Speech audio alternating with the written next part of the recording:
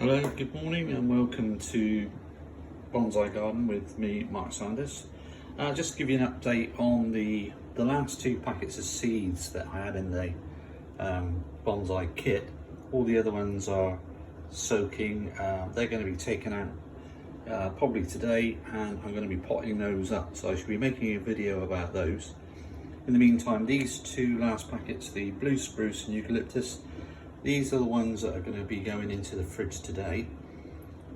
So anyway, they've been soaking now, so they'll go in to these freezer bags.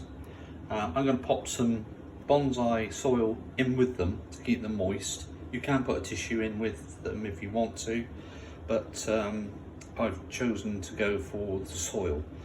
So I'm going to be doing that, and then they'll be popped into the fridge for 8 to 12 weeks. And then hopefully they'll germinate, and then I can pop those up.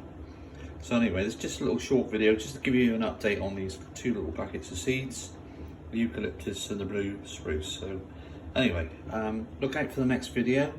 I should be going out in a minute or 2, and I should be potting up the seeds that I've had soaking in water for the last 24 hours. Okay, take care, bye.